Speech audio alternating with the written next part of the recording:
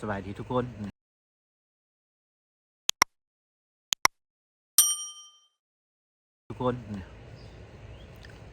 นั่งอยู่หลังบ้านนี่แหละพี่น้องก็อุกใจคือเก่าแหละค่อยนะ YouTube ก็ถึกปิดสร้างรายได้แต่ยังบ่พอเขายังสิส่งกลับเมืองลาวอีกจะสิเฮ็ดจังไดไปอยู่ลาวนี่ก็จักสิไปเฮ็ดอีหยังพี่น้องเอ้ยบ่ฮู้ล่ะตอนนี้มืดตึบเลยเพราะว่าอีกหนึ่งเฮากับบ่มีเงินเนาะคันเฮามีเงินแล้วเฮาเมื่ออยู่บ้านเฮาจังซี่นะมันก็โอเคอยู่บาดข่อยมันบ่มีหาเจ้ากินค่ำคือแบบจังไดดีล่ะคันเฮาเมื่ออยู่บ้านเฮาเนาะถึกส่งเมื่ออยู่บ้านเฮาน่ะคันเฮามีเงินนะ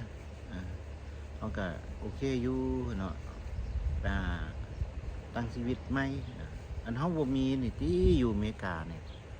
หาเช้ากินค่ำไปทำงานละ5 มื้อ8 ชั่วโมงก็กลับมาแล้วก็กลับบ้านสินะเฮาบ่มีเงินเก็บเงินออม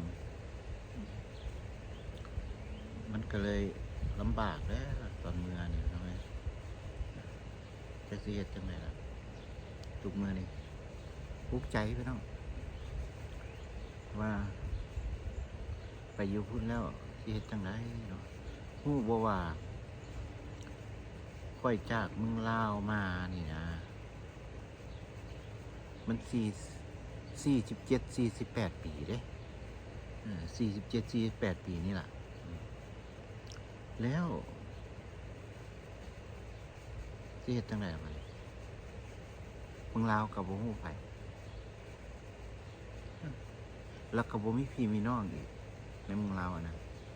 แล้วเพิ่นไผสิมาประกันเพิ่นไผสิมาเป็นสปอนเซอร์เฮา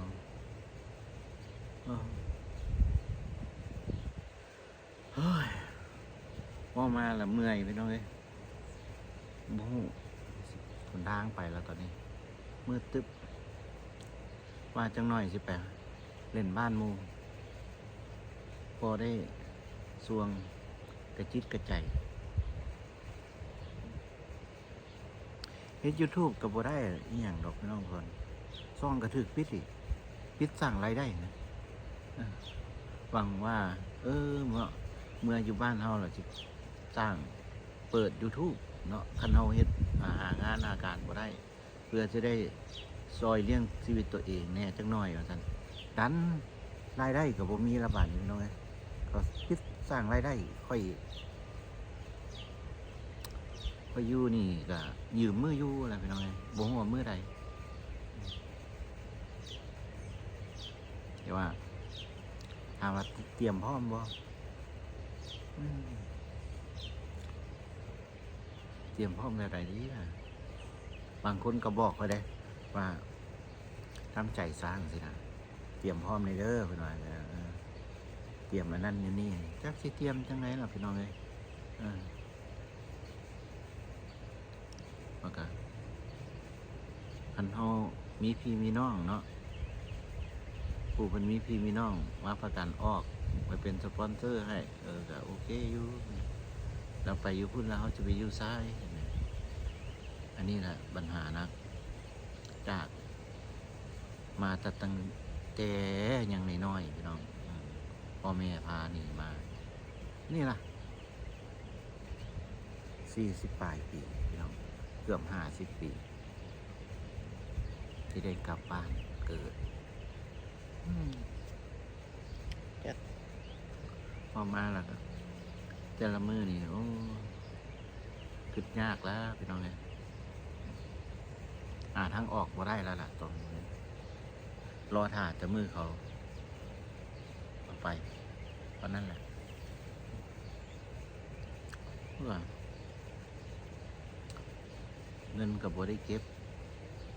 ก็ทำงานผู้เดียวเนาะทำงานผู้เดียวลูก2 คนเมียกับบ่ได้ทำงานก็เลย ลำบากแน่นะแล้วก็ผมมีเงินเก็บแล้วเนาะแนวหาเงินมากอะมาใส่ต่อครอบครัวเนาะเงินเท่ากับว่าได้หลายสมงกันน้อยๆนึงเนาะสมงเพียง11-12 ดอล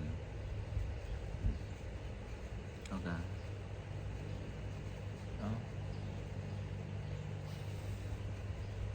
ตอนนี้ค่อยยังทำใจอยู่ไรเนาะว่าไปเมื่ออยู่พุ่นเอ๊ะจังไหนลูกอยู่พี่เด็กเอ๊ะจังไหนลูกกันยังน้อยคนหนึ่งก็อยู่ไฮสคูลคนหนึ่งก็อยู่นะ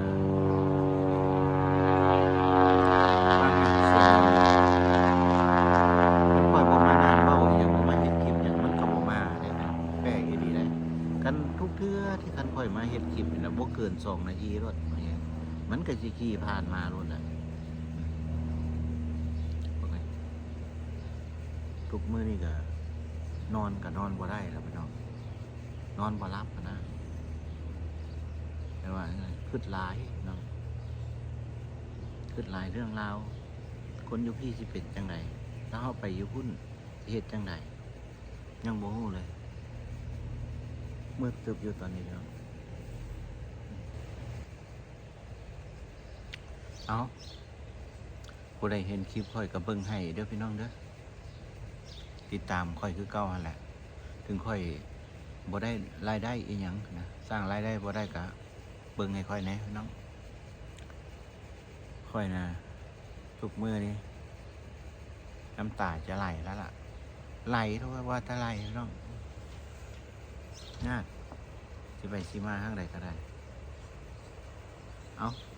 จังหน่อยสิไปบ้านหมู่พี่น้องพบกันอยู่บ้านหมู่พุ่นล่ะเบิ่งเด้อป้าจังก็ สไวเปอร์ บ่มีไข่ บ่มีตัวนี้นะ เขาซ้อนๆกินไข่ โอ้ยจะใส่ ถึกตัวผู้ถึกตัวผู้ ถึงกระพู้ถึงกระพู้ เอาตัวพิษ แกะอันซีนอันนั้นแม่ นี่พี่น้องมาเด้อนี่ปลาสไนเปอร์นี่ แม่ ตัวแท้นี่แซ่บปลานี่ปลาขาวยือนะบ้านเฮาเอิ้นเนี่ย ปลาขับพอง ปลายือปลาขาวยือ ปลาขาวเนี่ย เพราะว่าไป ปลานี่ก้อยแซ่บ เพิ่นปิ้งปลามื้อนี้มาเฮือนพานถิ่น ฟาเตอร์เดย์เพิ่นว่าแฮปปี้ฟาเตอร์เดย์เด้อ ปลาเฮือนพานถิ่นนี่มีแบบนี้พร้อมได้เนี่ย ใช่บ่ธรรมดาเด้ เซินแซ่บเด้อมื้อนั้นเป็นเฮือนหัวหน้าลินกูกลับบ้านตัวแดงเบิดตัว เป็นหยัง เอาก็กินอันนี้แล้วอยู่นอกเขาแพ้ละเป็นหยังได้ยินบ่เมียบอกไปทายกุ้งพุ่นกุ้งพุ่น โอ้บ่ธรรมดาพี่น้องบ้านพานถิ่นน่ะมาเด้อ อุ้ยยังอยู่ซอกโต ปิ้งกันนะ มาใหม่ๆบ่ธรรมดา ปิ้งกันอันนี้หัวเป็ดอันนี้นะหัวเป็ดมาเด้อพี่น้องเด้อ ไม่ทำไดโอ้ยบ่ทุกข่อยมันหัวนี่น่ะเจ้าว่ามัน กัดอีกแล้วฮะ โอ้ไปเบิ่งอันนี้เดี๋ยวสิพา กัด สิพาไปเบิ่งนี่อันนี้ก็เป็นอันนี้แม่นคอฟิชนี่นะเห็นว่านะผู้ใดอยากมาเด้อ3 หมักเงือพุ่นเด้อนี่เด้อนี่เดี๋ยวสิพาไปเบิ่งตัวดิบตัวยังดิบอยู่เดี๋ยวสิพาไปเบิ่งตัวดิบเนี่ยมีเฮ็ดอีหยังอันนี้ฮะเฮ็ดอีหยัง ล้างพัก ล่างผัก ไปปั่น โอ้ ปลา บ้านผักไปพันป่านี่เอาพามาเบิ่งตัวดิบนี่พี่น้องอันนี้ตัวดิบมันเด้อตัว เสียงเอียง กลัวมันถังจะใส่แดงในโฟนกูดีกว่า โอ้ตัวเองบล็อกโฟนล็อกโฟน อันนี้แมันกุ้งแดงพี่น้องกุ้งแดงคอเฟกเลยนะพูดนะสดๆเลยเด้เนี่ยมาดิพูดได้ยากนะ ว้าวตัวใหญ่ขนาด เห็นบ่ เลย นี่ตัวเยอะๆด้วยนะ เนาะ เห็นบ่ ตัวนี้ตัวใหญ่เนาะแล้วก็บ่ตายเนาะเป็นบ่บ่ตุยเนาะตุยอยู่อ่ะ นี่คอเฟกพี่น้องพูดได้ยากมาเด้อ พวกมีกินก่อนสุดแล้วมีกินเนาะ โอ้มีตัวเยอะๆนี่นะเห็นบ่ กินข้าวสุดแล้วกินตุยเนาะสุดแล้วเอาปกระเจ้าซี่เอามาดนหลายชุดนี้คืองามเสี่ยวแล้วก็บ่เหม็นอีกบ่โหเขาหากระมาฮอดนี่งานบ่ไปกินอยู่เฮือนอยู่หัวเขามาแล้วหัวเขาบ่ได้ไป เป็นตัวเยอะๆนี่เอาสีดน้ำใส่ให้ในนั้นหน่อยหนึงข้างนี้โอเค thank you พานถิ่นเอิญมากินพันป่าพี่น้อง แล้วมาได้มาลงมือเด้อ พันถิ่นเพิ่นเอิ้นมากินทานปลามื้อนี้เบิ่งบ้านพันถิ่นนะมีฮอดอันนี้ได้พวกเจ้าเคยเห็นบ่นี่พวกเจ้าเอิ้นหยังนี่นะหลังบ้านพันถิ่นนี่บ่ธรรมดาได้นี่ได้เห็นปะเขาเอิ้นอีหยังก็อารอนซ่าวะคือมันหยังวะลืมละเคยเห็นวะภาษาอังกฤษมันสวิงเนี่ยตัว ดวนกินน่าเกียดเป็นอะไรเจียวดวนนี่เพราะทาง วันหยังนี่ เอวิติ้งหมดแล้ว เนื่องในโอกาสอีหยังนี่หัวหน้าพันถิ่นบ่พันถิ่น ป่า เริ่มฉลองปลาสไตรเปอร์ เกือบแ